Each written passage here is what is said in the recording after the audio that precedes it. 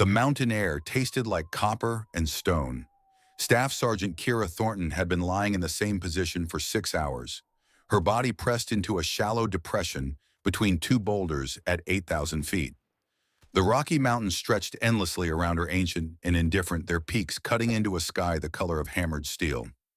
She had not moved, had not shifted her weight, had not scratched the itch on her left ankle, or adjusted the ghillie suit that had become a second skin of moss and dried grass. The suit broke up her silhouette against the scree, transforming her into just another shadow among the rocks, just another piece of the mountain itself. Through her scope, the compound below looked exactly like the intelligence briefing had promised. A cluster of buildings in a valley basin, vehicles coming and going with regular frequency, men moving with the practiced economy of trained fighters. Everything matched the satellite imagery, the signals, intelligence, the months of careful observation that had led to this moment. But something was wrong. Kira's instincts had been screaming at her for the past hour, a cold pressure at the base of her skull that she had learned never to ignore. The pattern of movement below did not match insurgent behavior. The men were too organized, too disciplined. The vehicles were civilian models, dusty pickup trucks, and old SUVs, but they moved in tactical formations that spoke of military training.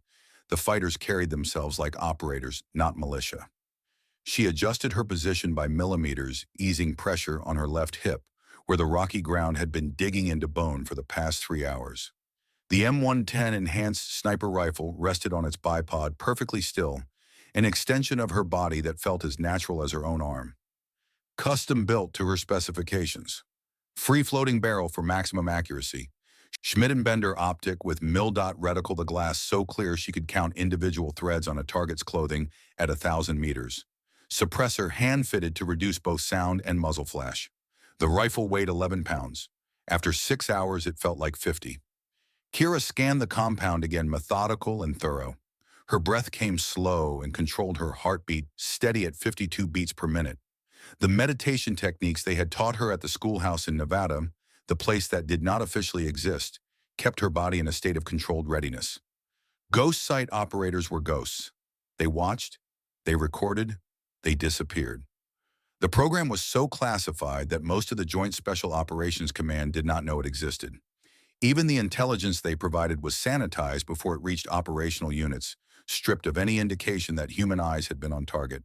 No fingerprints, no footprints, no evidence that anyone had ever been there at all. Her mission was simple: observe and report. Do not engage. Do not reveal position. Do not exist. The radio in her ear crackled softly, the encrypted channel reserved for ghost site operations. Her call sign was Alpha 7. Her handler was a voice she had never met, speaking from an operations center she had never seen, coordinating missions she would never fully understand. That was the deal. That was the life she had chosen, or rather the life that had been chosen for her. A different frequency broke through the static. Not ghost site. This was JSOC Tactical Command, unencrypted for rapid coordination. She was not supposed to be monitoring it.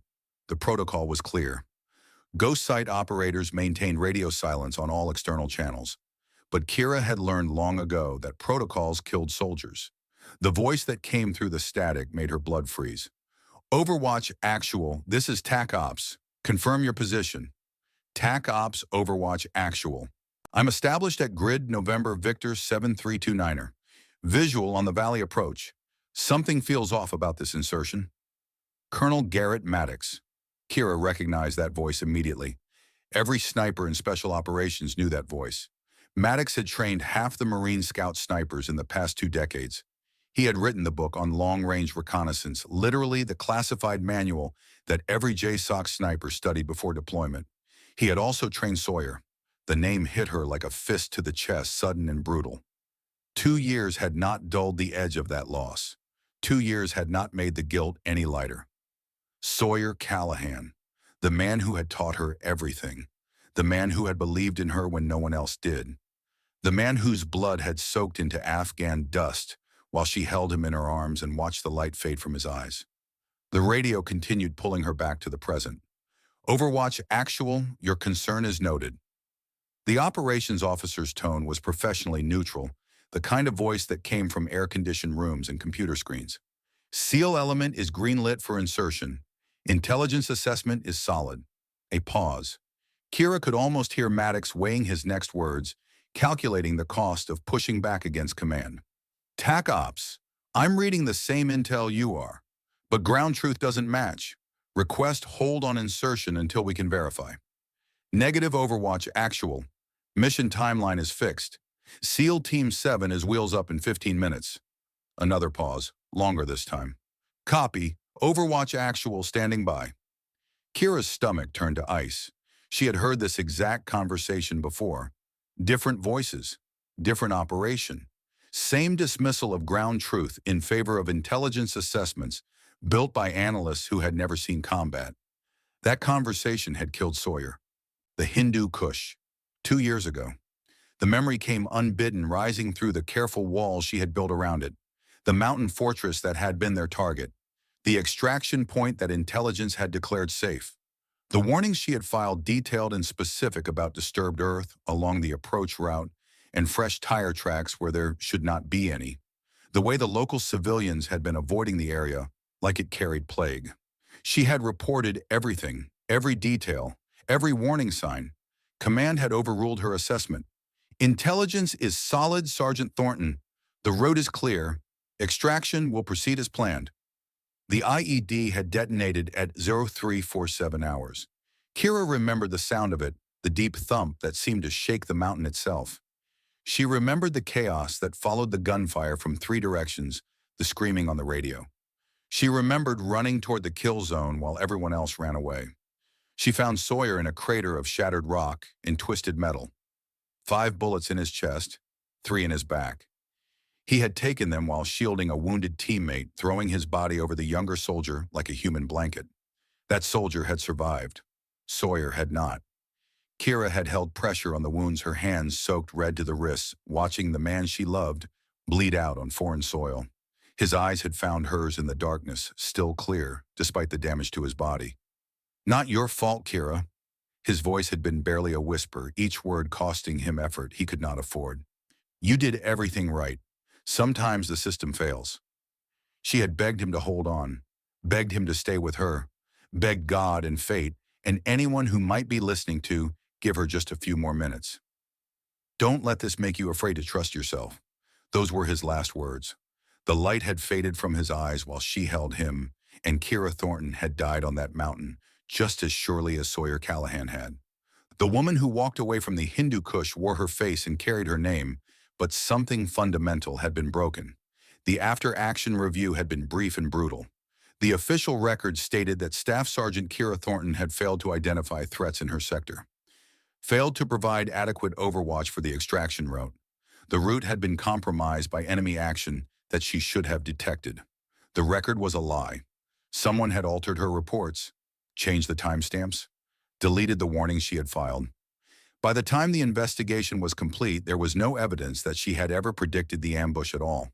She had filed a complaint, requested an investigation, pushed for truth. She had been transferred to Ghost Site 2 months later. Solo operations. No team to risk. No one to lose. A punishment that looked like a promotion. An exile that felt like a death sentence. 2 years of lying on mountains like this one. 2 years of watching through scopes while life happened somewhere else. 2 years of carrying the weight of Sawyer's death and the lie that had been built around it. 2 years of being a ghost. Now listening to Colonel Maddox's voice being dismissed by command, Kira felt history preparing to repeat itself. Through her scope, she studied the valley floor with renewed intensity. Her angle gave her a god's eye view of the entire basin. She could see what the men on the ground would not. The positioning of vehicles along the ridgelines, the spacing of fighters in the compound, the overlapping fields of fire from 3 different elevated positions. This was not a compound guarding a weapons cache. This was a killing box. The fighters below had arranged themselves with textbook precision. Primary assault element in the compound itself, ready to engage any force that entered the valley. Secondary elements on the eastern and western ridges positioned to catch retreating forces in a crossfire. Tertiary element on the southern approach, blocking the only viable extraction route. Whoever had designed this ambush understood American tactics. Whoever had designed this ambush was planning to kill everyone who walked into this valley. The radio crackled again. Ghost Site command frequency. Ghost Site Alpha 7, this is control. SEAL element will be entering your observation zone in approximately 20 minutes. Maintain position, observe and report. Do not engage under any circumstances. Acknowledge. Kira keyed her microphone. Control Alpha 7 copies. Observe and report. No engagement. The words tasted like ash. 20 minutes. In 20 minutes, 12 men would walk into that valley. 12 operators from SEAL Team 7 men who had trained together for years, who had bled together on a dozen battlefields, who trusted each other with their lives. They had no idea they were walking into hell. Kira forced herself to breathe, forced herself to think tactically instead of emotionally. The mission parameters were clear. Observe and report. Do not engage. Do not reveal position. Ghost site operators were ghosts, but ghosts did not save lives. She checked her ammunition. 40 rounds across 4 magazines. The 300 Winchester Magnum cartridges were hand-loaded for consistency and accuracy, each one built to the same exacting specifications. At these ranges with this rifle, she could reliably hit man-sized targets out to 1,200 meters. She had made kills at 1,500, but she was not supposed to make any kills today. The sun crawled across the sky, indifferent to the drama unfolding below. Shadows shifted in the valley. Kira's hand stayed steady on her rifle, but her mind was a storm of conflicting imperatives. If she followed orders, 12 men would die. If she broke protocol, she would reveal the ghost site program, compromise 2 years of intelligence operations, end her career, face court-martial for disobeying direct orders in a combat zone. The choice should have been easy, but nothing had been easy since Sawyer died. 15 minutes. Kira thought about Colonel Maddox down there on his own overwatch position, watching the same valley, seeing the same warning signs. The colonel had trained Sawyer personally, had recommended him for Scout Sniper School, had written the letter that got him into specialized operations. After Sawyer's death, Maddox had been the only senior officer to question the official narrative. He had pushed for an investigation, had demanded access to the original reports, had refused to accept the sanitized version of events that command had constructed. He had been quietly reassigned as a result. An advisory role, a desk in a building no one visited, a career in slow-motion freefall. Now he was out here watching another operation unfold with the same sick feeling in his gut. Warning command about the same warning signs. Being dismissed with the same professional neutrality. History did not repeat itself, Kira thought, but it rhymed. 10 minutes. The radio traffic picked up. She could hear the SEAL team's helicopter inbound, the distinctive thrum of rotor blades echoing off mountain walls. They were coming in low and fast, using the terrain to mask their approach. It would not matter. The enemy in the valley below was not reacting like insurgents who had been caught off guard. They were not scrambling at the sound of helicopters, not running for cover, not abandoning their positions. They were moving into preset locations with calm efficiency. Calm, organized, professional. They had known the SEALs were coming. 5 minutes. Kira made her decision. She had spent 2 years punishing herself for following orders when Sawyer died. 2 years alone on mountains and in deserts, watching through scopes while life happened somewhere else. 2 years believing that isolation was the price she had to pay for never losing anyone again. But isolation did not honor Sawyer's memory. It betrayed it. Sawyer had believed in doing the right thing even when the right thing was hard, especially when it was hard. He had believed that the mission mattered, but the men mattered more. That following orders was important, but following your conscience was essential. He had died protecting someone else. He would not want her to watch while others died unprotected. Kira's finger moved from the trigger guard to the trigger. Not yet, but soon. The helicopter came into view, a Black Hawk flying nap of the earth through the valley. It banked hard around a rocky outcropping, rotors chopping the thin mountain air, then flared for landing in a small clearing 600 meters from the compound. 8 seconds on the ground. That was all it took. 12 figures fast roped out, hit the ground in tactical formation, and the bird was gone. Rising back into the sky with the casual grace of a predator that had just released its young into the wild. SEAL Team 7 was on the ground. Kira watched them move through her scope. Professional, disciplined, beautiful in their coordination. They advanced in a staggered column covering sectors, moving with the fluid grace of men who had trained together for years. Point man out front scanning for threats. Team leader behind him coordinating movement. Assault elements in the middle, weapons ready. Rear security covering the six. Textbook insertion. They had no idea. The enemy let them get 100 meters into the valley before springing the trap. The first burst of gunfire came from the eastern ridgeline. PKM machine gun, Russian-made but ubiquitous in conflict zones around the world. The distinctive sound of 7.62 rounds hammering out at 600 rounds per minute shattered the mountain silence. The SEALs reacted instantly, dropping into cover, returning fire, assessing the threat. Their training took over muscles moving faster than conscious thought. Then the western ridge opened up, then the southern ridge. Kira watched it happen with the detached precision of a sniper's eye. 3 machine gun positions interlocking fields of fire, creating a triangle of death with the SEAL team at its center. They found what cover they could behind rocks and in shallow depressions, but the enemy had the high ground. The enemy had superior numbers. The enemy had planned this with the kind of careful attention to detail that spoke of weeks of preparation. The radio exploded with voices. Contact east, heavy machine gun fire. Contact west, multiple hostiles. We're bracketed. They've got us in a kill box. Hammer 1, this is Hammer 2-1. We need immediate air support. We are surrounded and taking fire from 3 positions. Hammer 2-1, Hammer 1. I copy your traffic. Requesting fire mission now. Kira could see what the men on the ground could not. The enemy force was at least 50 fighters. Well-armed, well-positioned, and they were moving with tactical precision, tightening the noose. In 10 minutes, maybe less, SEAL Team 7 would be overrun. 12 men would die. Unless someone did something. Unless someone broke the rules. Kira found the enemy commander in her scope. He stood on the eastern ridge, exposed from the waist up, directing his fighters with hand signals that any military professional would recognize. Confident, professional. His body language screamed military training, American military training if she had to guess. Range 760 meters. Wind 8 miles per hour, quartering from the northeast. Temperature 42 degrees Fahrenheit. Humidity low. Bullet drop at this range with her load approximately 7.3 mils. Wind drift 2 mils right. Kira centered the reticle on the commander's chest, adjusted for wind and elevation. The scope's crosshairs settled with the absolute stillness that came from thousands of hours of training. Her finger rested on the trigger. 2 pounds of pressure, that was all it would take. But once she fired, there was no going back. Ghost Sight would disavow her. Her career would be over. She would face court-martial for disobeying direct orders. Everything she had worked for, everything she had sacrificed would disappear in the time it took a bullet to travel 760 meters.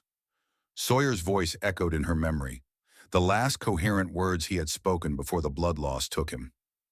Not your fault, Kira. You did everything right. Sometimes the system fails. She had trusted the system when Sawyer died. She had followed orders, filed reports, played by the rules. The system had failed. She would not make that mistake again. Something else caught her attention. Movement on the eastern ridge behind the commander. A figure raising binoculars, scanning the valley, then turning to scan the surrounding mountains. Looking for something. Looking for her. The figure spoke into a radio, and Kira watched the commander nod. More hand signals. A fire team detached from the main element and began moving north, toward her position. They knew someone was watching. They were hunting for the overwatch. Kira's blood went cold. This was not a random ambush. This was not an insurgent attack on an American patrol. This was something else. Something planned. Something personal.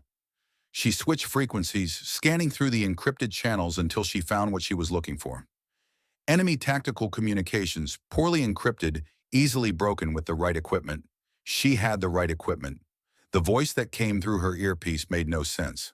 English. Perfect, unaccented American English. Midwest inflection. Professional military terminology. The kind of radio discipline that came from years of training in American Special Operations. Team 3, sweep the northern ridge. We've got a possible overwatch position at grid reference November. Victor 7421.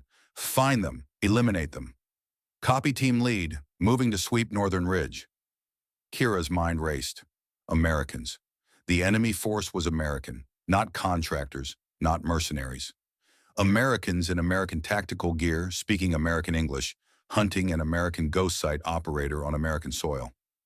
What the hell was going on? She did not have time to figure it out. The SEAL team was dying. The sweep team was coming, and she had maybe 5 minutes before everything she had ever known came crashing down around her. Kira Thornton made her choice. She exhaled, halfway held it. The world narrowed to the scope's view, the commander's chest, the crosshairs, the space between one heartbeat and the next. She thought of Sawyer.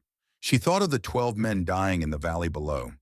She thought of the lies she'd been living for 2 years, and the truth she was about to tell with a single bullet. For Sawyer, she whispered, and pressed the trigger. The rifle bucked against her shoulder.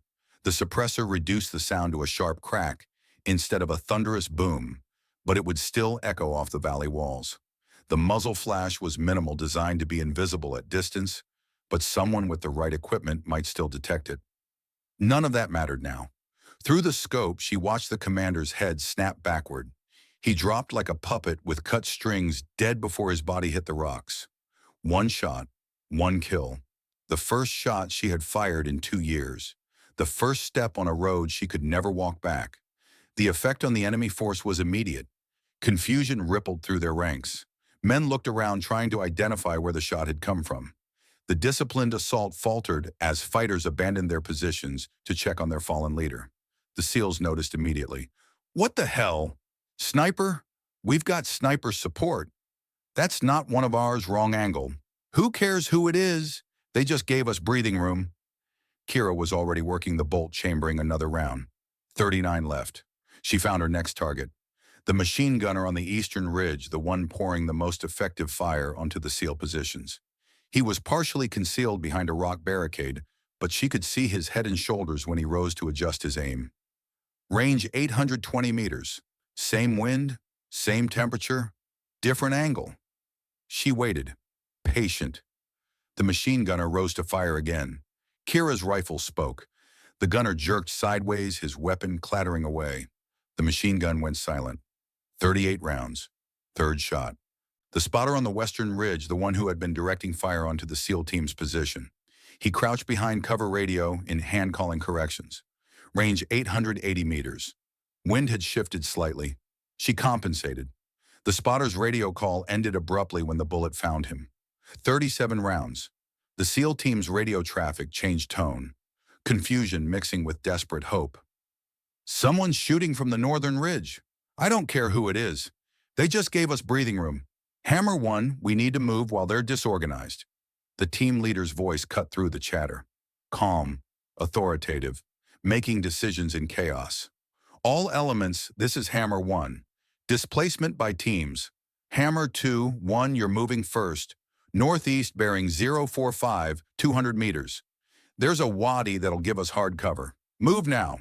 Hammer 1, Hammer 2, 1. Moving." Kira watched them execute their displacement. Half the team providing covering fire while the other half moved, then switching. Textbook small unit tactics executed under fire with the kind of precision that came from years of training. But the enemy was recovering from the shock of losing their leadership, and the sweep team was still coming for her. She had bought the SEALs time. Now she needed to buy herself the same. Kira gathered her rifle and began to move low, crawling through the rocks toward a secondary position she had identified hours ago. The ghillie suit scraped against stone, leaving traces she would normally never accept. But there was no time for perfection, only survival, only the mission, only the 12 men whose lives now depended on a ghost who had just made herself very, very real. Colonel Garrett Maddox's voice came over the radio tense with something that might have been concern. "Any station, this is Overwatch Actual. Be advised I'm monitoring enemy communications. Hostile forces are conducting a sweep of the northern ridgeline." A pause. "If there's a ghost site operator in the area, you need to displace immediately. They're hunting you specifically." Kira did not respond. Could not respond without revealing herself on Maddox's frequency. But he knew. She could hear it in his voice. He knew it was her out there.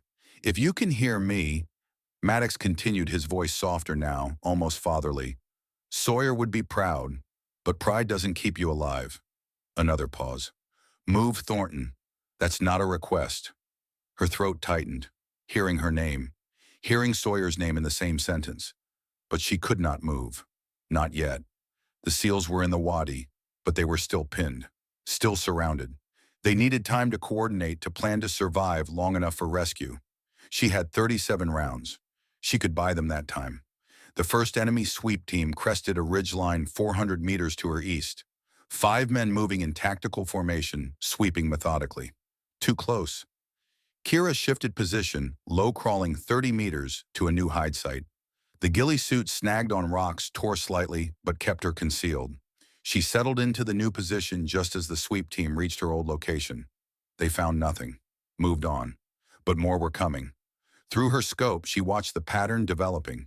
The enemy force was executing a coordinated sweep, multiple teams moving in a grid pattern, clearing the ridgeline systematically. Professional tactics.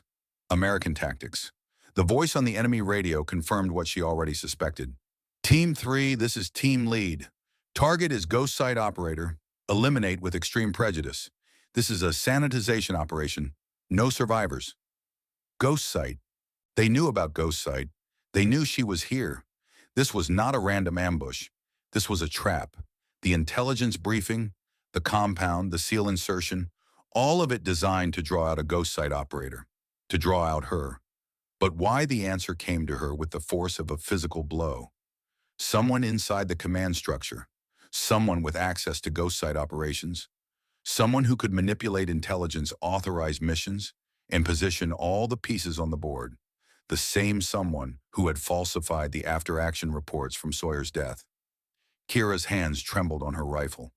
For the first time in 2 years, not from cold, not from exhaustion, from rage.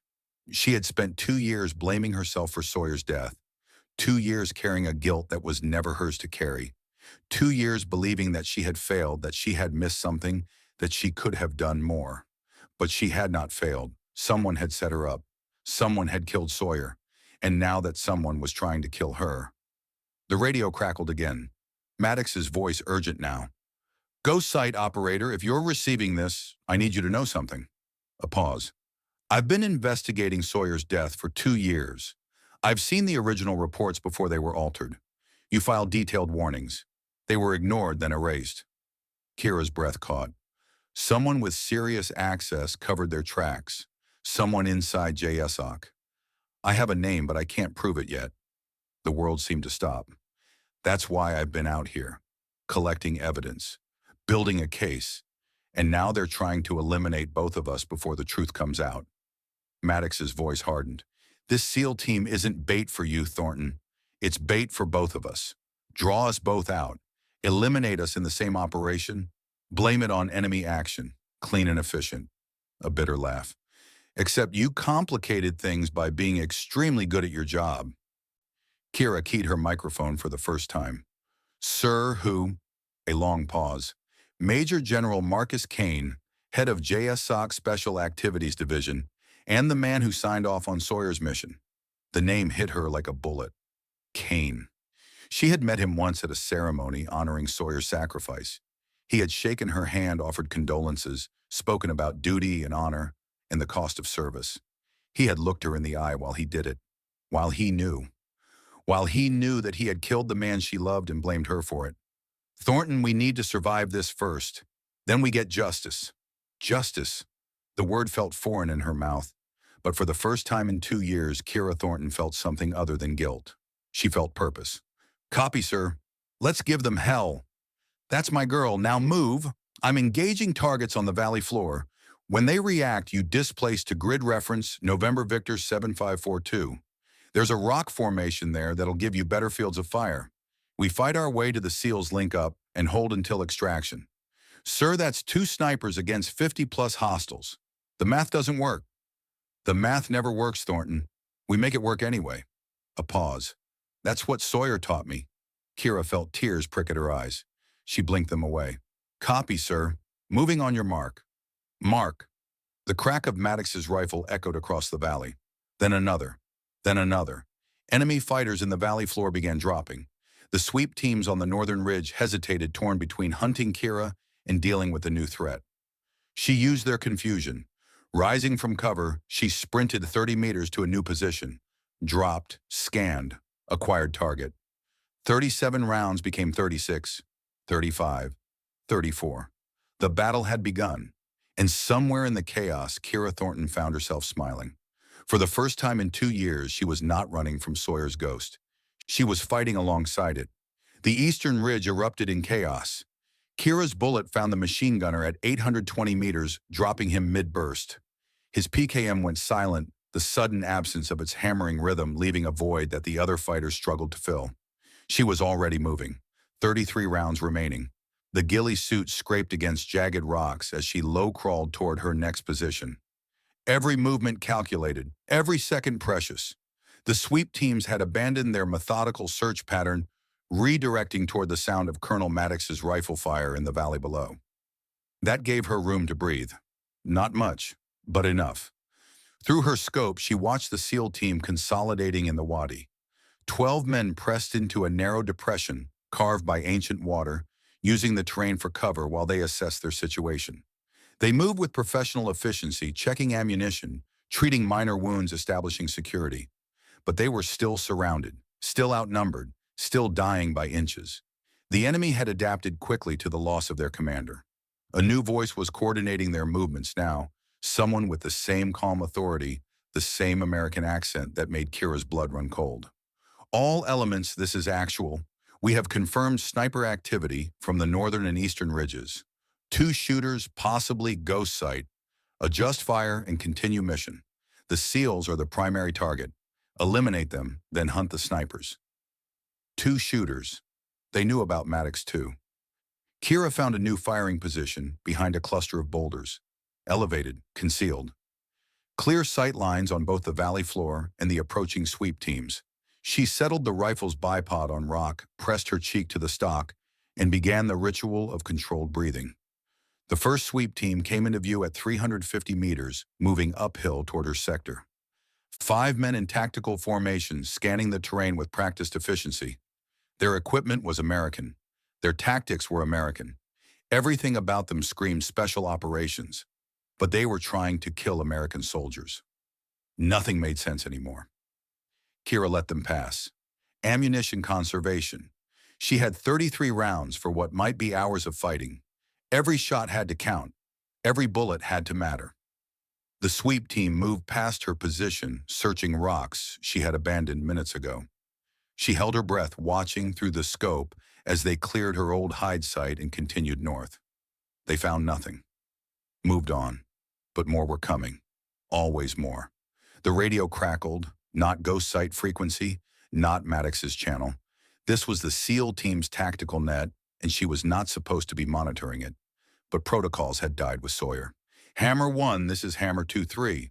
We're seeing movement on the southern ridge. Looks like they're trying to cut off our extraction route. Copy 2-3. What's your ammunition status? Running low, Hammer 1. Maybe 3 magazines per man. We can't sustain this much longer. Understood. All elements conserve ammunition. Single shots only unless you have a confirmed target. We need to hold until extraction. A pause. How long until extraction, Hammer 1? 45 minutes, minimum. 45 minutes. Kira did the math in her head. 12 SEALs with limited ammunition against 40-plus hostiles with the high ground. 2 snipers trying to tip the balance. 45 minutes until rescue that might never come. The numbers were against them. She would find a way regardless. Sawyer's lessons echoed in her mind. Never accept the odds as given. Change them. Kira keyed her microphone, switching to the SEAL frequency. They would detect her transmission, but they would not be able to identify her location. Hammer 1, this is Overwatch. You have approximately 8 minutes before they adjust to my position and start suppressing me. Recommend immediate displacement northeast bearing 045, 200 meters. There's a rock formation that provides better cover and clear routes for extraction. Move now or you're all dead. Silence on the net. Then the team leader's voice, cautious but controlled. Overwatch, identify yourself. What unit are you with? Negative. Just move, Sergeant. I'm the only reason you're still alive, and that window is closing fast.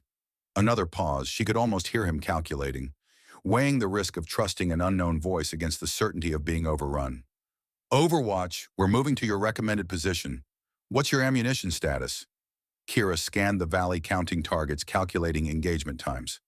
Low enough that you need to move fast. Copy. Hammer elements, you heard Overwatch. We're moving to the alternate position. Northeast, bearing 045. Overwatch, if you're out there, we need you to keep their heads down for the next 5 minutes. Copy that, Hammer 1.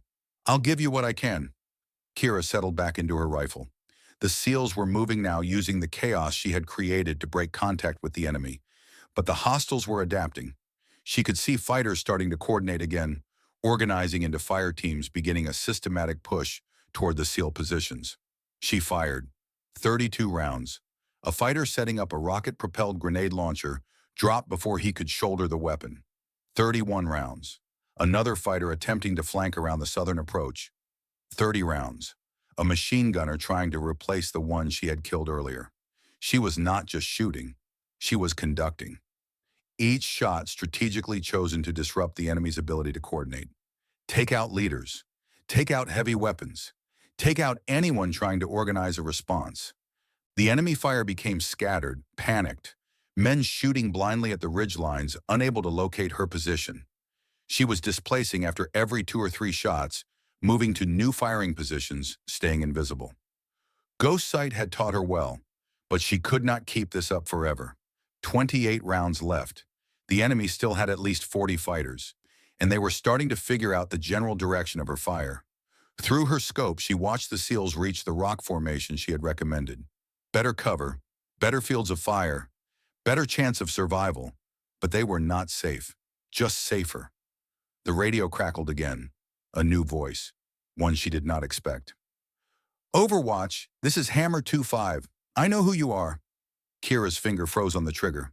I recognize your shooting, the way you lead targets, the way you compensate for wind. Sawyer taught you that technique. He showed me the same thing during Hell Week. Lieutenant Deckard Walsh, Sawyer's best friend from Bud's training, the man who had carried Sawyer's coffin at the funeral, the man who had refused to look at Kira during the ceremony, the man who blamed her for Sawyer's death.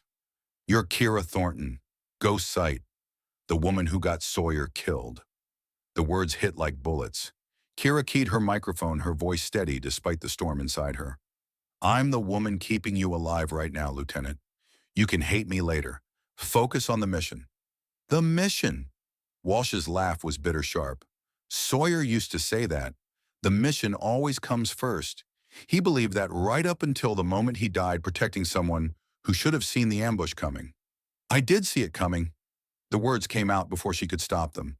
I filed 3 separate reports warning about that route. I identified every threat marker in the sector. Command overruled my assessment. They said the intelligence was solid. Silence on the net. I watched him die, Walsh. I held him while he bled out. I tried to save him, but by the time I got to him, there was nothing left to save. Her voice cracked. I've spent 24 months carrying the blame for something I tried to prevent. 24 months believing I failed him. 24 months alone because everyone I served with thinks I got the man I loved killed. Static. Then Walsh's voice different now, uncertain. Loved. Sawyer and I were together for 8 months before that mission. We kept it quiet because of regulations. He was going to propose when we got back to the States. He showed me the ring 2 days before he died. The admission hung in the air. 2 years of silence broken by a single truth. I didn't fail him, Walsh. Someone else did. Someone altered my reports after the fact.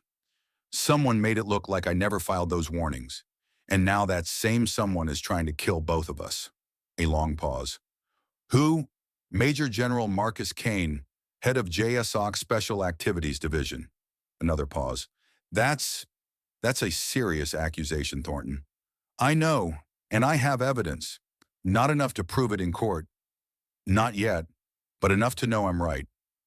Maddox's voice cut into the channel. She's telling the truth, Lieutenant. I've been investigating Kane for 2 years. I've seen the original reports before they were altered. Thornton did everything right. Kane buried it. Walsh was silent for a long moment. Why? Why would a 2-star general want Sawyer dead? Because Sawyer saw something he wasn't supposed to see? Maddox's voice was grim. A meeting between Kane and someone who shouldn't have been there. Kane couldn't risk Sawyer talking, so he arranged for Sawyer to die in an ambush that should never have happened. And Thornton, collateral damage, a convenient scapegoat, someone to blame so no one would look too closely at what really happened. Kira watched through her scope as the enemy reorganized below. Time was running out. Walsh, I'm not asking you to forgive me. I'm not even sure I've forgiven myself. But right now, 12 men are going to die if we don't work together. You can hate me after we survive. That's fair. Just help me keep your brothers alive first. Silence, then Walsh's voice hard but resigned. What do you need? I need you to trust me for the next 30 minutes. After that, you can go back to blaming me for everything. Deal. A pause that stretched forever. Deal. Kira allowed herself a single breath of relief. Good. Now get your team ready to move. The enemy's regrouping for another push. I'm going to thin them out, but I can't stop them all. When I give the signal, you displace to the northwest. There's a ravine about 2 kilometers out that funnels into a series of choke points. Perfect defensive terrain. Copy. Standing by for your signal. Kira shifted her position, acquiring new targets. 28 rounds. Time to make them count. The enemy's second assault came 8 minutes later. They advanced behind a wall of covering fire from the valley floor. Machine guns suppressed the SEAL positions, while fire teams pushed forward in short rushes. Professional tactics. Coordinated movement. But they had never faced a shooter like Kira Thornton. She took out the lead machine gunner at 700 meters. 27 rounds. His replacement lasted 4 seconds. 26. A fire team leader coordinating the advance dropped mid-sentence. 25. The assault wavered. Men dove for cover, unable to identify where the shots were coming from. Kira was displacing constantly, never firing from the same position twice. Colonel Maddox was doing the same from his position on the eastern ridge. Between the two of them, they created the illusion of a much larger force. Shots coming from multiple directions. Targets dropping without warning. The enemy commander made a decision. Kira watched through her scope as he signaled his fighters. They were splitting their force, half continuing to press the SEAL position, half turning their attention to the ridgelines. They were coming for her, and for Maddox. Thornton! The colonel's voice was tight. I'm seeing movement on my sector, approximately 20 hostiles heading my way. Same here, sir. 20 more coming up the northern ridge. That leaves 10 to 20 maintaining pressure on the SEALs. Yes, sir. A pause. We need to buy them more time. Sir, if they catch us in the open during displacement, we're done. Then don't get caught. Despite everything, Kira almost smiled. Copy that, sir.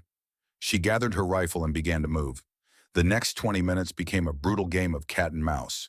Kira moved through the rocks like a ghost, using every fold in the terrain to mask her movements. The enemy sweep teams were good, methodical. They cleared each position with textbook precision.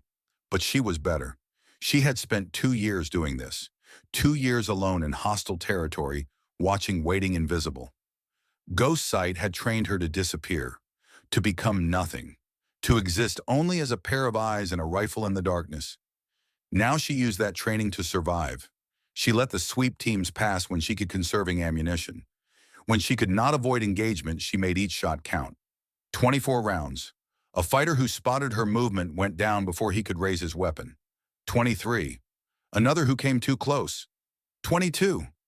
The ghillie suit was tattered now, torn by rocks and branches.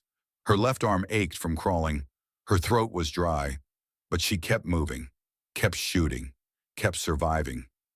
The radio crackled. Overwatch Hammer 1. We're taking fire from multiple directions. What's your status? Still breathing, Hammer 1. Enemy forces split, half hunting me in Overwatch. Actual half pressuring your position. Recommend you hold for 3 more minutes, then displace to the ravine on my mark. Copy, 3 minutes. Kira found a new firing position, elevated, good cover, clear sight lines. She scanned the enemy positions, below calculating. 3 minutes, 22 rounds. She could do this. She had to do this. The first fighter appeared in her scope at 200 meters. Too close. They were zeroing in on her position. She fired. 21. Displaced. Fired again from a new position. 20. The enemy was adapting. They were using her muzzle flash to triangulate her location even with the suppressor. Multiple teams were converging on her sector. She could not run forever. Hammer 1 Overwatch, time's up, move now. Copy Overwatch. All hammer elements displaced to the ravine. Northwest bearing 2 clicks. Move. Kira watched the SEALs break from cover, moving fast and low through the rocks. The enemy reacted instantly, pouring fire onto their displacement route. But she was there. 19 rounds. A fighter rising to take aim at the moving SEALs went down. 18. Another. 17. She was burning ammunition faster than she wanted. But every round that dropped an enemy was a round that kept the SEALs alive. The enemy commander screamed into his radio, "Forget the SEALs, kill the sniper, kill her now." 20 fighters turned their attention to the northern ridge. All of them, coming for her. Kira's blood went cold. She had wanted to draw their attention away from the SEALs. She had succeeded. Now she had to survive it. The world narrowed to movement and shooting. Crawl, fire, displace, fire. Every second stretched into eternity. Every breath could be her last. 16 rounds. 15. 14. A bullet cracked past her head close enough to feel the heat. Another tore through the ghillie suit, missing her shoulder by inches. They were getting closer. Too close. Kira scrambled over a rock formation, dropped into a shallow depression, brought her rifle up. A fighter was 10 meters away, weapon rising. She fired from instinct, not calculation. 13 rounds. The fighter dropped, but the shot had revealed her position completely. Muzzle flash in daylight. Sound echoing off the rocks. They knew exactly where she was. Target located northern ridge grid. Reference November, Victor 7462. All teams converge. Kira ran. No more stealth. No more careful movement. She ran like her life depended on it, because it did. Bullets tore the ground around her feet. Rock chips peppered her face. The ghillie suit caught on a jagged edge and ripped, leaving a long strip of camouflage material flapping behind her. She dove behind a boulder, gasping for breath. Through her scope, she counted the approaching fighters. 18, maybe 20. 12 rounds. The odds were impossible. A voice crackled in her ear. Walsh. Overwatch Hammer 2-5. We're at the ravine. What's your position? Compromised. She was breathing hard, trying to control her heart rate. Enemy forces converging on my location. I'm not going to make it to the ravine. Like hell you're not. Give me your grid. -2-5. You move toward me, you expose the whole team. Hold the ravine. I'll find another way. Thornton, you saved our lives. We're not leaving you to die. You're not leaving me to anything. I'm making a tactical decision. The mission is to survive until extraction. You have a defensible position. Use it. Silence. Then Walsh's voice, rough with emotion. Sawyer would kick my ass if I let you die out here. Then honor his memory by staying alive yourself. A long pause. Kira. It was the first time he had used her first name. Don't you dare die. Not after everything. Not before I get to apologize properly. She allowed herself a small smile. I'll do my best, Lieutenant. She cut the connection and turned to face the approaching enemy. 12 rounds, 18 hostiles. No way out. Kira had spent 2 years wanting to die. 2 years carrying guilt that was not hers to carry. 2 years believing that she had failed the man she loved. Now finally she understood the truth. She had not failed Sawyer. Kane had killed him. And Kane was trying to kill her now. But she was not ready to die. Not yet. Not before Kane paid for what he had done. Kira settled into her final firing position, pressed her cheek to the rifle stock, and began to shoot. 12 rounds, 11, 10. Each shot found its target. Each bullet took a life. She was not fighting for survival anymore. She was fighting for justice, for truth, for the man who had loved her and died because of a general's secrets. 9, 8, 7. The enemy kept coming.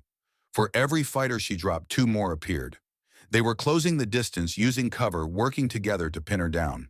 She was going to run out of ammunition before she ran out of enemies. That was when she felt the impact. Not pain. Not at first.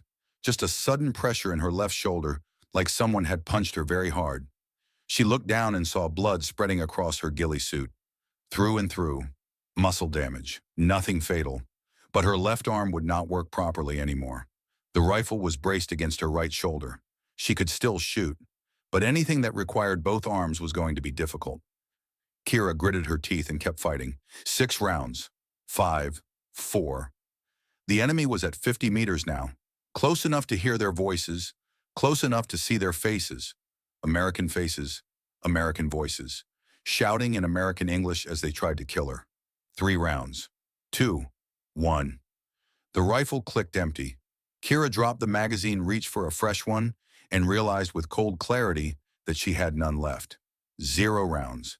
18 months of ammunition discipline, 40 shots that had dropped over 24 enemy fighters, and now she was empty. The enemy knew it too. They emerged from cover, weapons raised, moving toward her position with confident steps. They knew she was done, knew she could not hurt them anymore.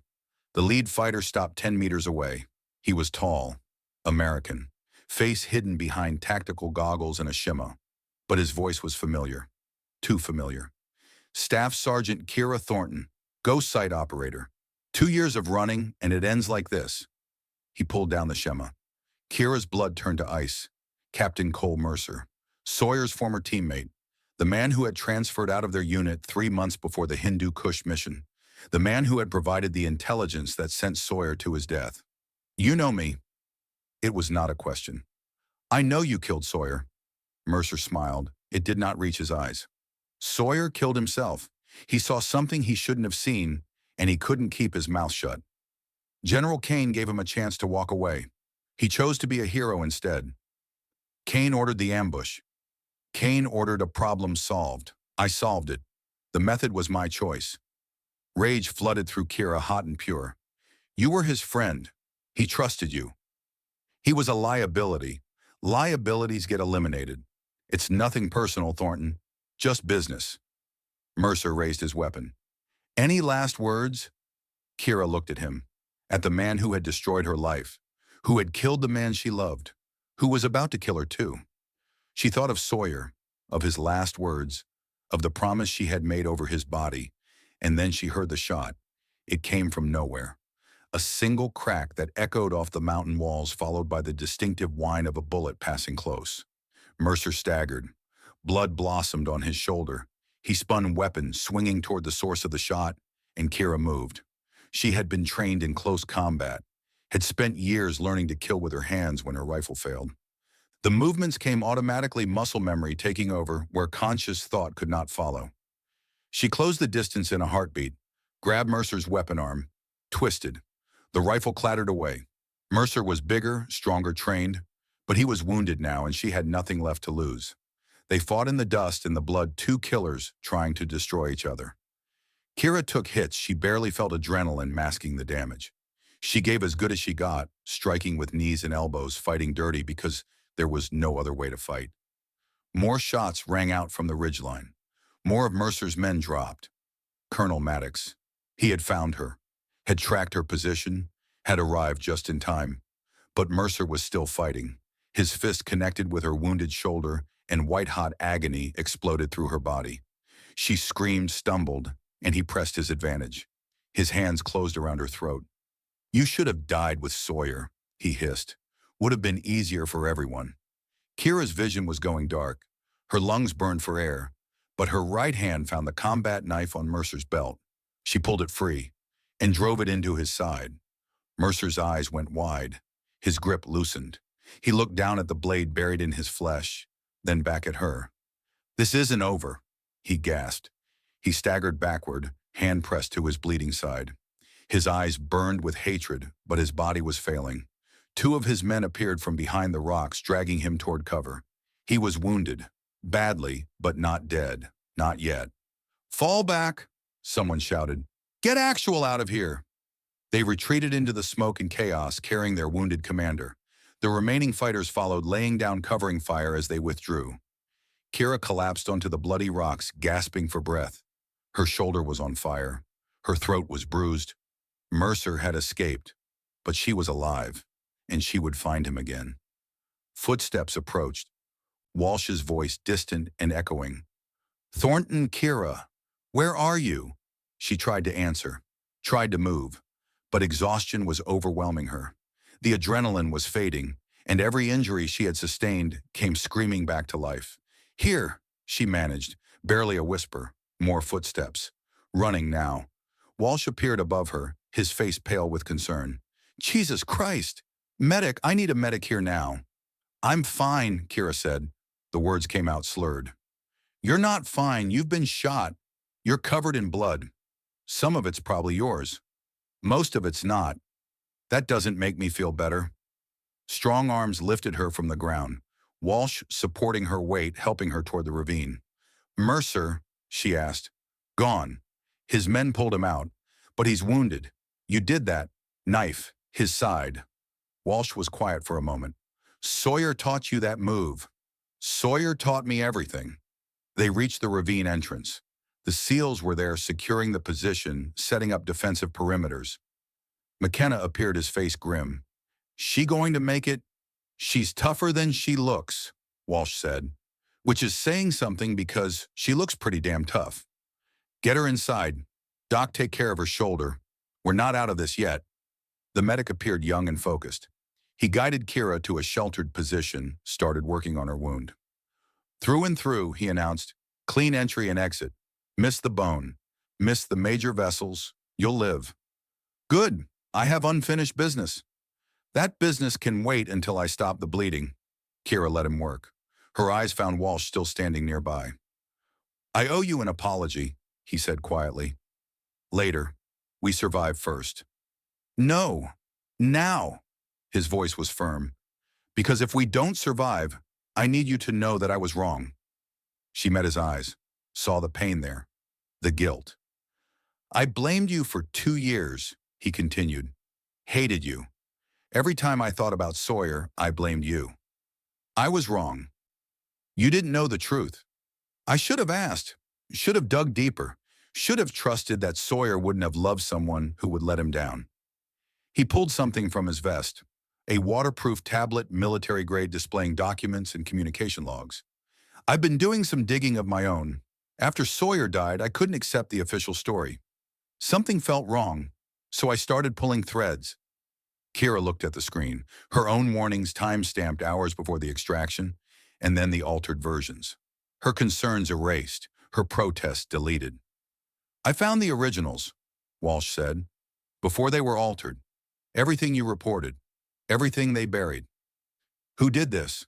Walsh scrolled to another document, an authorization signature barely legible but unmistakable. "Major General Marcus Kane.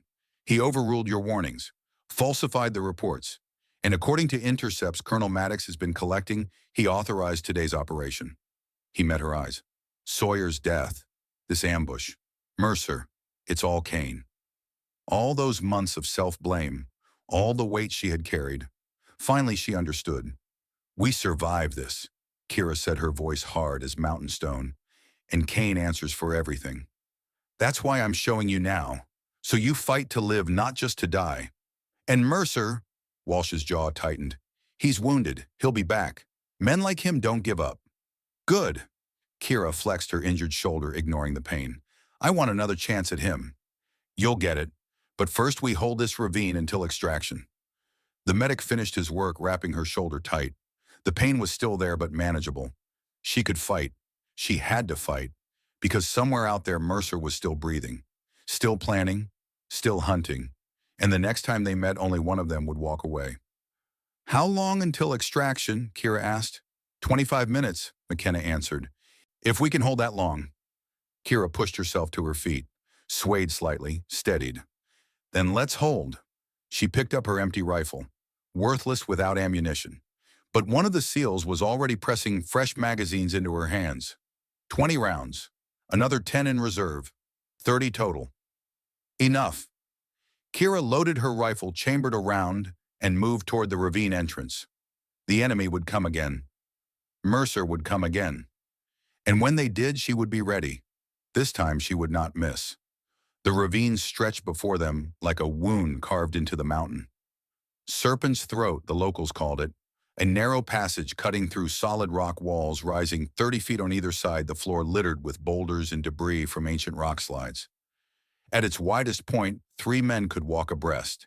At its narrowest, barely one. Perfect defensive terrain. Perfect killing ground.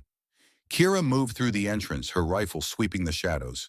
The SEALs had already established positions along the walls using natural cover to create interlocking fields of fire. Anyone coming through that entrance would pay for every meter in blood. McKenna appeared at her side. "You look like hell, Thornton. Feel like it too. Can you still shoot?" She raised her rifle, sighted down the scope. Her left arm trembled but held. The shoulder wound was a constant fire, but the medic's work had stopped the bleeding. She could function. She had to function. "I can shoot." "Good, because we're going to need every rifle we've got." He led her to a position 8 feet up the ravine wall, wedged into a natural crack in the rock. From here, she had clear sight lines on the entrance in both walls. Anyone trying to climb would be exposed. Anyone trying to advance would be dead. "Ammunition. 30 rounds, plus whatever your men can spare." McKenna nodded to one of his SEALs. More magazines appeared. 10 more rounds. 40 total. It would have to be enough. "Colonel Maddox is displacing to our position," McKenna said. "He'll provide overwatch from the eastern wall once he arrives. Between the three of you, we should be able to hold the entrance." "3. Walsh volunteered, said something about owing you." Kira glanced across the ravine. Walsh was settling into a position on the opposite wall, his rifle already trained on the entrance. He caught her eye, nodded once. She nodded back. Whatever had passed between them on the mountain had changed something. The hatred was gone, replaced by something harder to define. Respect, maybe, or the beginning of it. "What about Mercer?" she asked. "Unknown. His men pulled him out during the withdrawal. He's wounded, but that doesn't mean he's done." "He's not done. Men like him don't quit. Then we'll be ready for him." McKenna moved off to check his other positions. Kira settled into her spot, pressing her back against the cold stone, and let herself breathe. 25 minutes until extraction. 40 rounds. An unknown number of enemies still out there, led by a man who had killed Sawyer, and would not rest until she was dead too. The odds were impossible, but she had faced impossible before, and she was still here. Colonel Maddox arrived 10 minutes later, limping, slightly blood, seeping through a bandage on his forearm. But his eyes were clear, his rifle steady. "Hell of a day," he said, settling into a position near Kira's. "Hell of a day, sir. You did good out there. Sawyer would be proud." The words hit her somewhere deep, a validation she had not known she needed. "He taught me well." "He did. And now you're teaching others whether you realize it or not." Kira frowned. "Sir, those SEALs down there, they watched you today, saw what one shooter could do against overwhelming odds. That's a lesson they won't forget." "I was just trying to survive." That's how the best lessons are taught, not in classrooms, in the field, under fire, when everything is falling apart and you have to hold it together anyway. He checked his rifle chamber magazine scope. "When this is over, I want you to consider something." "Sir, the Overwatch Initiative, it's a training program I've been developing, building the next generation of precision shooters. Not just the mechanics, but the judgment. Knowing when to shoot and when to hold. When to follow orders and when to trust your gut. Like today. Exactly like today." He met her eyes. "I've been looking for the right person to help me build it. Someone who understands both worlds. Someone Sawyer would have trusted. I'm 27 years old, sir. I'm not a teacher. Age doesn't make a teacher, Thornton. Experience does, wisdom does, and the willingness to pass on what you've learned." Before she could respond, the radio crackled. "Contact movement at the ravine entrance." Kira snapped her rifle up eye to the scope. Through the narrow passage, she could see figures moving, shadows against shadows. The enemy was coming. "Here we go," Maddox said quietly. "Make them count." "Yes, sir." The first wave hit 30 seconds later. They came through the smoke with professional precision. Fire teams advancing in bounds, using cover, laying down suppressive fire. They had learned from the earlier engagement. No more wild charges, no more exposed commanders. But they had not learned enough. Kira fired. 39 rounds. The lead fighter dropped. Walsh fired from the opposite wall. Another down. The SEALs opened up disciplined bursts that turned the ravine entrance into a kill zone. Bodies fell. Blood sprayed. The smoke turned red. But still they came. 38 rounds.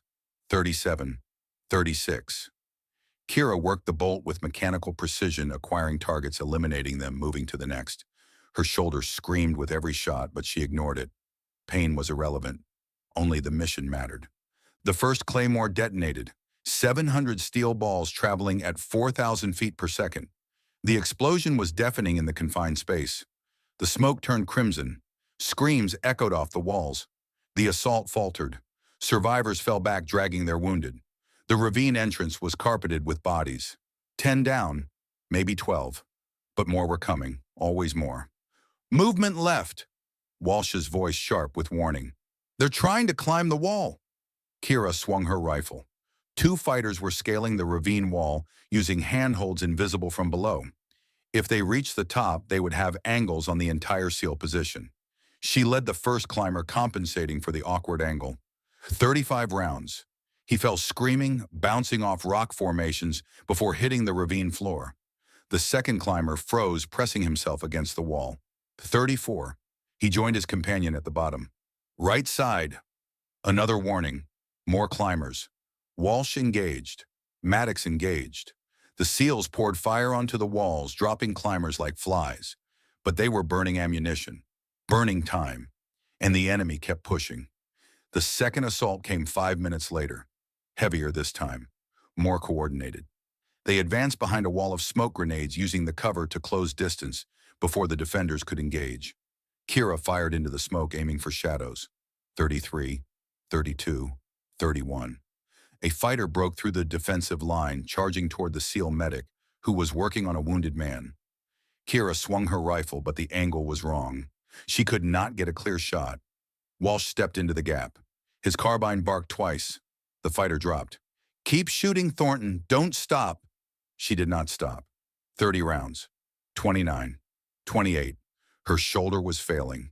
Each shot sent white-hot pain radiating through her body. The bandage was soaked through blood running down her arm. But she kept shooting. 27.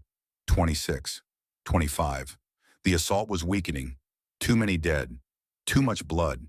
Even professional soldiers had limits, and the ravine floor was carpeted with bodies. 24. 23. And then she saw him.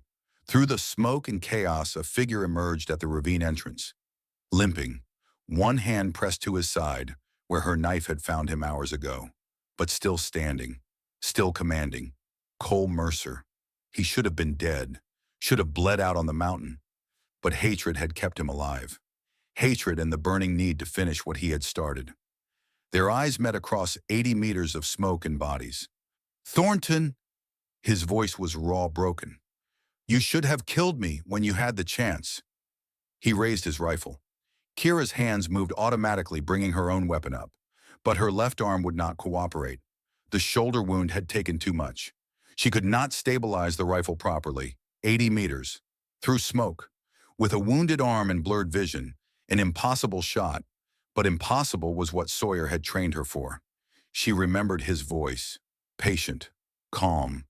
Teaching her on a range very much like this one, back when the world made sense and the future seemed bright. Trust your body, trust your training, trust yourself. Kira braced her rifle against a boulder, accepting the agony as her wounded shoulder took the weight. The scope wavered. Her vision swam. Blood loss and exhaustion conspired against her, but her finger found the trigger, and her heart found its rhythm. One breath. The crosshairs danced across Mercer's chest. Half exhale. He was taking aim, seconds from firing. Hold. The scope steadied for just a moment. A single heartbeat of perfect clarity. She fired. The bullet crossed 80 meters in less than a tenth of a second. Through the scope, she watched Mercer's head snap backward. The rifle fell from his hands. His body crumpled, folding in on itself like a puppet with cut strings. He hit the ground and did not move. For Sawyer, Kira whispered. The impossible shot. The shot that should not have been possible. The shot that ended the man who had killed the love of her life. Around her, the enemy assault faltered. Their commander was dead. Their leadership was gone. Men looked at each other, uncertain, the fire draining from their attack. They're breaking, McKenna shouted. Keep up the pressure. The SEALs poured fire into the retreating enemy. Fighters fell. Others fled. In 60 seconds, the assault was over. The ravine entrance was silent. Kira slumped against the rock wall, her empty rifle hanging from nerveless fingers. She had done it. She had killed him. Mercer was dead. Sawyer was avenged. And that was when she heard the helicopter. The sound came from above, a thunderous roar that seemed to shake the mountain itself. Then the downdraft hit a hurricane of wind that scattered debris and threw dust into everyone's eyes. "That's our bird," McKenna's voice was jubilant. "Hammer elements, prepare for extraction." But something was wrong. Kira stared at the helicopter through her scope, a Black Hawk descending toward the plateau beyond the ravine. The markings looked right. The approach looked right. But the call sign on the fuselage was incorrect. And the crew were weapons-hot door gunners, sweeping the terrain with their miniguns instead of preparing for a medical evacuation. She knew that pilot's face, another of Kane's men. "McKenna, that's not our bird." Her warning came too late. The door gunners opened fire. Minigun rounds tore into the SEAL positions. Men dove for cover, but the weapons were designed to shred armored vehicles. Rock formations that had stopped rifle bullets exploded into shrapnel. Reeves went down first, 3 rounds through his leg-shattering bone. "Return fire," McKenna roared. "Aim for the rotors." The SEALs responded with disciplined fury. Rounds sparked off the helicopter's armor, but the Black Hawk was built to take punishment. It continued its approach, miniguns chewing through everything in their path. Kira was out of ammunition. Her rifle was empty, but she still had eyes. Walsh, the co-pilot, less armor on his side. Walsh adjusted his aim, fired a burst. The helicopter lurched as rounds found their target. The co-pilot slumped in his seat. "Tail rotor," Maddox shouted. "Hit the tail rotor." The SEALs shifted fire, concentrated, disciplined. Smoke began trailing from the tail section. The helicopter lurched again, banking hard. The door gunner on the left side kept firing, still killing, still destroying. McKenna rose from cover, his carbine aimed at the open door. He fired a long burst directly into the gunner's position. The gunner fell. The helicopter was crippled now, smoke pouring from multiple wounds. The pilot fought for control, but physics was winning. He made a decision. The Black Hawk banked hard and fled, trailing black smoke as it disappeared over the ridgeline. Running, retreating. Kane's final play had failed. Silence fell over the ravine. For a long moment, no one moved. Then McKenna's voice, tight with fury and relief. "Anyone hit bad? Reeves is down, compound fracture left leg. Porter took shrapnel, shoulder and arm. Jackson's hit too, through and through on the thigh." 3 wounded, but no dead. They had survived. Kira slumped against the rock wall, exhaustion finally overwhelming her. Her shoulder was a mass of agony. Her hands were shaking, but she was alive. Alive. Walsh appeared at her side, his face pale. "That was Kane's last play. Kill us during rescue. Blame it on enemy action. It failed. This time, he helped her to a sitting position. How did you know? Wrong call sign, wrong crew, wrong everything. You saved our lives, again. We're not saved yet." But even as she said it, she heard the sound of more rotors. Different pitch, different rhythm. She raised her scope, scanned the sky. A second Black Hawk was approaching. Correct call sign, correct approach vector, crew preparing for medical evacuation instead of combat. The real extraction. "That's our bird," McKenna confirmed. "Correct authentication codes. We're getting out of here." The helicopter touched down on the plateau. The SEALs moved immediately, carrying their wounded toward the bird. Kira tried to stand, but her legs would not cooperate. Maddox appeared beside her, his arm around her waist. "Easy, Thornton. I've got you." "Sir, your wounds." "I've survived worse." He managed a grim smile despite the blood soaking through his uniform. "Now move." "That's an order." They moved together, supporting each other, 2 wounded soldiers refusing to fall. Walsh appeared on her other side, taking some of her weight. "Sawyer would be proud," he said quietly. "Sawyer would tell us to move faster." "That too." They reached the helicopter. Hands reached out to help them aboard. The medic was already working on Reeves, stabilizing his shattered leg for transport. Kira collapsed against the helicopter's bulkhead, her eyes finding the shrinking ravine through the open door. The bodies of their enemies littered the ground. Mercer's corpse lay where it had fallen, already attracting flies. It was over. Finally over. The helicopter lifted off banking, away from the mountain, carrying them toward safety, toward home, toward a future she had not believed she would see. Kira closed her eyes and let the darkness take her. The hospital room at Walter Reed smelled of antiseptic and recycled air. 3 weeks had passed since the mountain. 3 weeks of surgeries and debriefings and endless questions from intelligence officers who did not want to hear the answers. Kira had told them everything. The ambush, the American operators, Kane's involvement, the altered reports, Mercer's confession before she killed him. They had listened. They had taken notes. They had promised investigations. This time she believed them, because this time she had proof. The door opened. Walsh walked in dressed in civilian clothes, carrying 2 cups of coffee. "You're awake." "Barely." He sat in the chair beside her bed, studying her face for a long moment. "Kane's been arrested." The words hit her like a physical blow. "What already?" "The evidence Colonel Maddox collected. The documents I pulled from classified servers. Your testimony. It was enough." Walsh leaned forward. "The FBI picked him up 2 days ago. He's facing charges for conspiracy murder and treason." Kira stared at him. "It's over." "The arrest is just the beginning. The trial will take months, but the outcome isn't in doubt. He's going away for a long time." She looked at the ceiling, processing. 2 years of guilt, 2 years of blame, 2 years of carrying a weight that had never been hers to carry. Finally lifted. "Sawyer's name will be cleared," Walsh continued. "The official record is being corrected. Your warnings are being restored. Everyone will know you tried to save him." Tears spilled down her cheeks. She did not try to stop them. "I blame myself," she whispered. "Every day, every night. I thought I could have done more. Should have done more." "You did everything right." Walsh took her hand. "The system failed, but you never did." They sat in silence for a long moment. Then Walsh spoke again. "McKenna wants to offer you a position with SEAL Team 7, designated marksman. He says you're the best shooter he's ever seen." Kira blinked. "He wants me on his team. You saved 12 lives on that mountain. Every man in the unit owes you.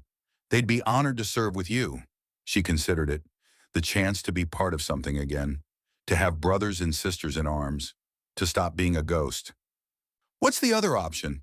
Walsh smiled slightly. "How did you know there was another option?" "There's always another option." He nodded. "Overwatch Initiative, Colonel Maddox's project, a training program for the next generation of precision shooters. He's recovered from his wounds and he's ready to build something special. And he wants me to help. He says you're the only one who can. Someone who understands both worlds. Someone who can teach the way Sawyer taught you." Kira looked at the ceiling. Sawyer's face swam in her memory. His patience. His wisdom. The way he had believed in her when no one else did.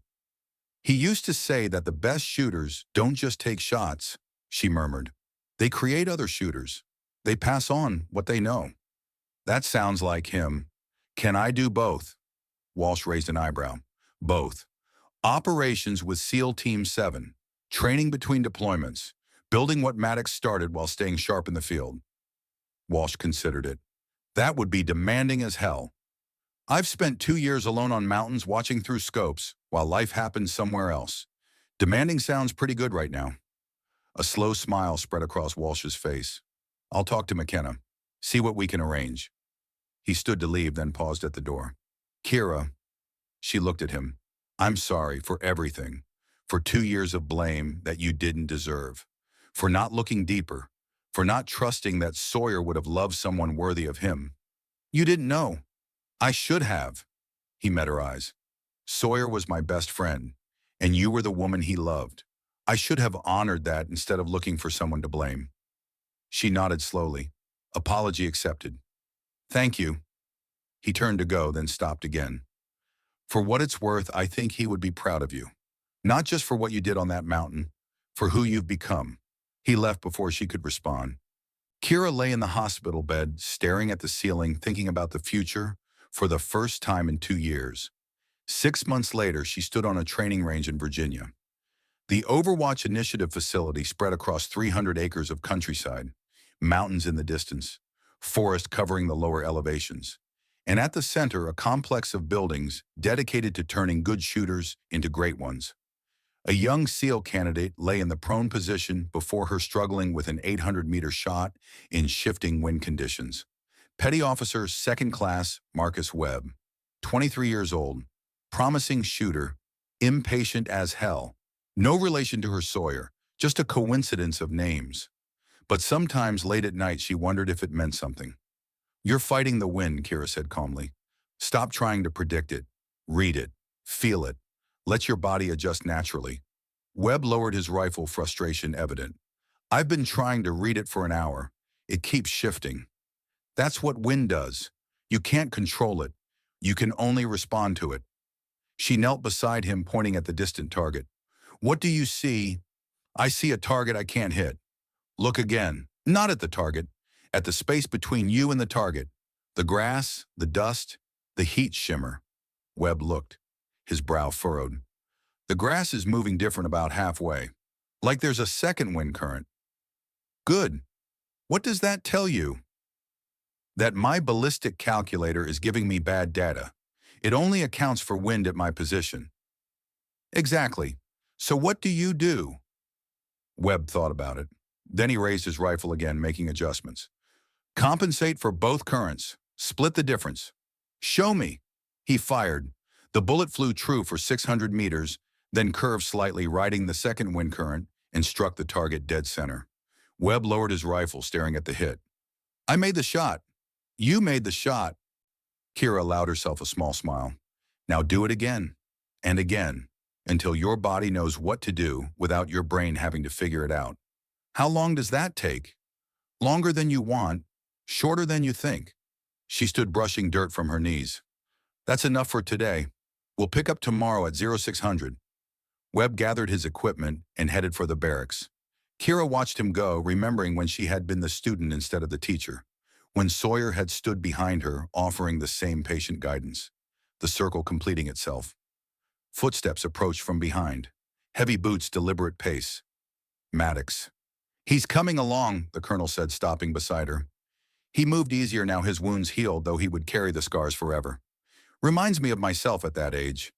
"He's impatient." "So were you. So was Sawyer. Impatience becomes ambition if you channel it right." They stood together, watching the sun sink toward the mountains. The sky turned orange and gold, painting the range in warm light. "Deployment next month," Maddox said. "McKenna called. Syria. He wants you on the team." "I'll be there." "And the training program, it'll continue. We've got good instructors now. They can handle things while I'm deployed." Maddox nodded. "Sawyer would be proud." "I hope so. I know so." He turned to face her. "You've become everything he believed you could be. A warrior, a teacher, a leader. He saw that potential in you from the beginning." "He saw potential in everyone." "No, he saw potential in you, specifically. He told me once that you were the best natural shooter he'd ever trained. Said all you needed was confidence. I had plenty of confidence. You had skill. Confidence is different. Confidence is believing in yourself even when everything goes wrong, even when the system fails, even when everyone blames you for something you didn't do." He met her eyes. "You have that now. You earned it." Kira did not know what to say, so she said nothing. They watched the sun set in comfortable silence. Finally, Maddox spoke again. "I should tell you something. About Kane." Kira tensed. "What about him?" "The trial ended last week. Closed sessions, national security. He was convicted on all counts." "How long?" Maddox was quiet for a moment. 20 years. But the sentence was reduced. Good behavior provisions. Possibility of parole in 5. 5 years. For murdering Sawyer. For trying to murder her. For all the lives destroyed by his ambition and his secrets. 5 years. "That's not justice," she said quietly. "No, it's not." Maddox's voice was heavy. "But it's something. His career is over. His reputation is destroyed. Everyone knows what he did. Everyone who matters already knew, and he'll be out in 5 years. Maybe less." Kira nodded slowly. She had expected this. had known that men like Cain never paid the full price for their crimes. The system protected its own, even when protecting them meant letting killers walk free. Thank you for telling me. You deserve to know. They stood in silence as the last of the sunset faded. I visit Sawyer's grave every month, Kira said quietly. Tell him about the students, about the missions, about the life I'm building. What do you think he'd say? She smiled.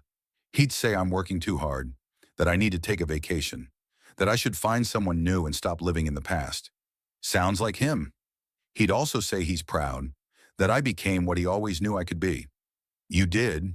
You became exactly that. Maddox left her alone with the fading light. Kira stood on the empty range thinking about the past and the future, about Sawyer and Mercer and Kane, about all the lives lost and all the lives saved, about the person she had been and the person she had become. The stars began to emerge, pinpricks of light in the vast darkness. She imagined Sawyer's face among them, smiling down at her. I kept my promise, she whispered. I found the truth. I got justice. Maybe not enough justice, but some. The stars offered no response, but somewhere in the silence, she felt him smile. She turned to walk back to the facility, already thinking about tomorrow's training schedule. That was when she saw the envelope. Plain white, no return address, sitting on the hood of her truck where it had not been 10 minutes ago. Kira's instinct screamed. She approached carefully, checking the shadows, scanning the tree line. Her hand moved to the sidearm on her hip. Nothing. No movement. No threat. Just the envelope. She opened it with steady fingers, refusing to let her hands tremble. Inside was a photograph, her own face captured through a rifle scope, crosshairs centered on her forehead. The background was this range. The timestamp was from this morning. Someone had been watching her. Someone was still out there. A note was paper-clipped to the photo. 3 words in neat, precise handwriting. Not over yet. Kira looked up at the darkness beyond the range lights. The mountains were black against the stars. The forest was silent. But somewhere out there, eyes were watching. Kane's network still had teeth, still had loyal soldiers, still had reasons to want her dead. The trial had ended. The general was in prison. But the machine he had built continued to turn. She tucked the photograph into her pocket and walked toward the facility. Her steps were steady. Her breathing was calm. The war was not over. It was just beginning. But this time she would be ready. She had spent 2 years being hunted, 2 years being blamed, 2 years carrying guilt that was never hers. No more. Now she was the hunter, and God help anyone who stood in her way. Kira Thornton disappeared into the darkness, already planning her next move. The ghost had become a warrior, and the warrior was just getting started.